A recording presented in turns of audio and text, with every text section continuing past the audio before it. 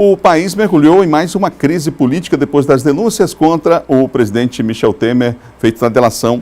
Notícias que você, claro, já teve informações. A respeito desses desmandos na República Brasileira, nós temos impactos diretos na economia. Até que ponto essa crise política interfere na minha, na sua vida? Sobre esse assunto eu converso com o economista Pablo Rebouças. Professor, obrigado pela entrevista aqui na Difusora. Sempre um prazer, bom dia a todos, bom dia, Adalberto. Bom, esse impacto da política na economia, nós sabemos que ele é fato, né? Às vezes o cidadão tem dificuldade de entender como é que isso acontece. Eu poderia falar um pouquinho sobre isso? A base é a mesma base dos relacionamentos, se chama confiança. Os mercados precisam de confiança. Então, quando vem uma denúncia como essa, quando acontece um fato político como esse, evidentemente que a confiança no país, nas diretrizes, nos caminhos que o país vai seguir, essa confiança diminui. E o investidor precisa proteger os seus investimentos. E ele acaba correndo, indo para onde os investimentos se mostram mais confiantes ou menos desconfiantes. E com a sociedade em rede, isso hoje acontece no estalar de dedos. Isso hoje acontece e rápido. E muitas das vezes quem opera mercado aproveita esse momento, inclusive para criar desequilíbrios, para nesse balanço de oferta e procura de investimentos, ele conseguir inclusive ganhar mais, como já ganharam. A tal da especulação, né? A tal da especulação, são jogos de mercado, porque que se baseia exatamente na questão da confiança, das desconfianças principalmente. E aí você fica ansioso, você começa a não ter certeza, quer dizer, quando você não sabe mais se amanhã o presidente será o mesmo, quais serão as diretrizes do país. Como eu não tenho horizonte, eu perco meu plano de voo, eu disse, bom, deixa eu ficar aqui no aeroporto, mesmo que seja mais caro manter o meu avião no hangar do que ir para os céus e correr o risco de sofrer uma catástrofe. Nesse caso nós tivemos alta do dólar, alta do ouro também. O que o senhor diria às pessoas, por exemplo, que já se planejaram para viajar agora nas férias, ou que estão pensando em viajar, mas é diante dessa situação do quadro atual, e por exemplo, o próprio falou do dólar?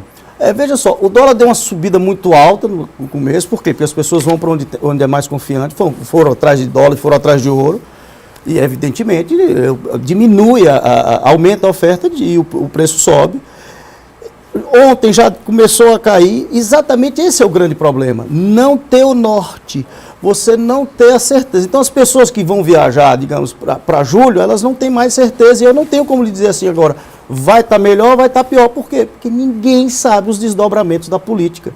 E a gente tem que entender que a política está ligada intrinsecamente à economia. E a economia ligada intrinsecamente à política. Não existe só a economia técnica, como não só existe a política. Os dois têm que se harmonizar. E esse é um momento em que eles não estão harmônicos. Melhor momento, agora o momento então é de aguardar um pouco mais para tomar alguma decisão? Com certeza, porque, veja só, você for fazer o investimento agora na viagem, vai pagar mais caro.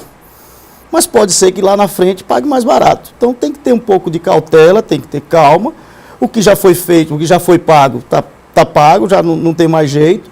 E principalmente esperar que os desdobramentos disso deem, não digo o melhor caminho, que o melhor caminho seja, eu sei o rumo que vou seguir. Porque por enquanto nós não temos como dizer qual vai ser o rumo que esse país vai ter dentro desse cenário.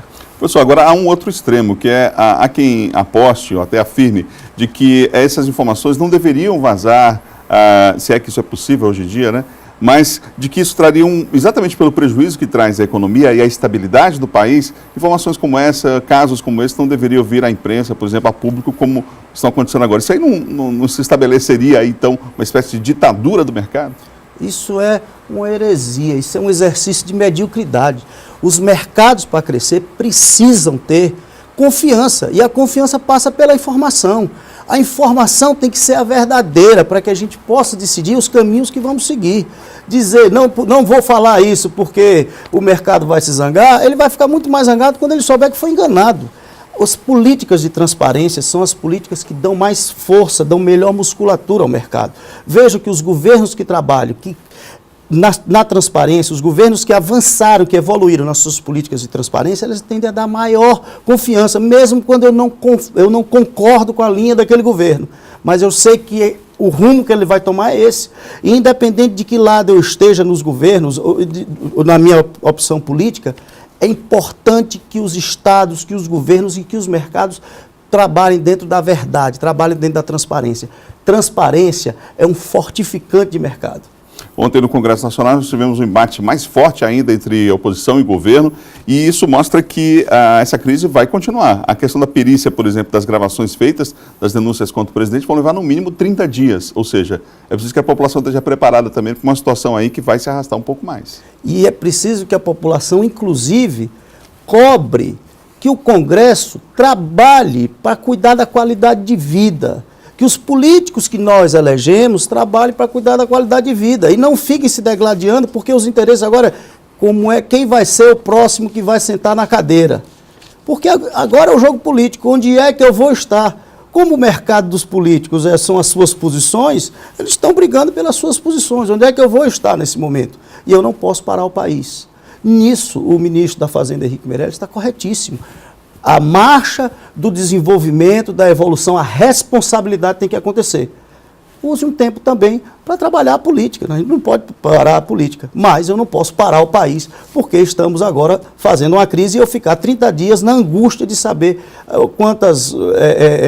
se houve montagem, se não houve montagem. Isso cabe às instituições jurídicas de fazer. Quando vierem as provas, as contraprovas, que o Estado de Direito permite, também dá tranquilidade, porque as coisas vão acontecer dentro do que nós acertamos, que está dentro da Constituição. Agora, é fato que o ambiente político é completamente desfavorável, por exemplo, às reformas, né? O mercado está de olho nisso, o mundo inteiro está de olho nisso, os investidores, por exemplo.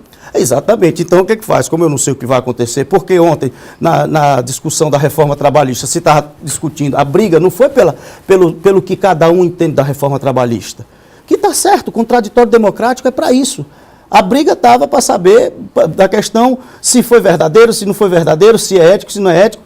Quer dizer, nós estamos, naquele momento, o foro era para tratar de reforma trabalhista. Eles têm horário nas suas assembleias, no seu congresso, para discutir, para pedir o impeachment do presidente, para fazer o que for.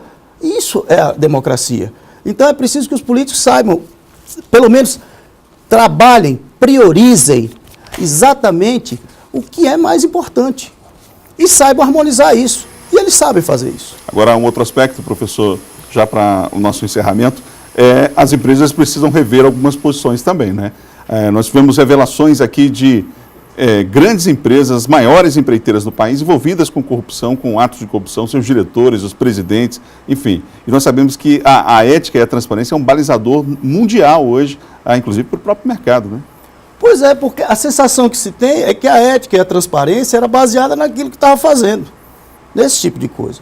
Eu acho que esse momento é importante para que o país entenda que é preciso, eu não digo mudar, eu acho que mudar, porque a gente pode até mudar para pior, é preciso que a gente evolua, é preciso que a gente entenda o que nós estamos perdendo, como nós estamos hoje e aonde nós podemos chegar se a gente puder trabalhar a verdadeira cidadania, para que o país compreenda, inclusive para que esses cidadãos serão os próximos políticos. É preciso que se volte a ler exatamente o que é ética e moral, para que se possa trabalhar isso, mas no contexto todo do país. Não é só dos políticos, não. Todo cidadão pode vir a ser um político.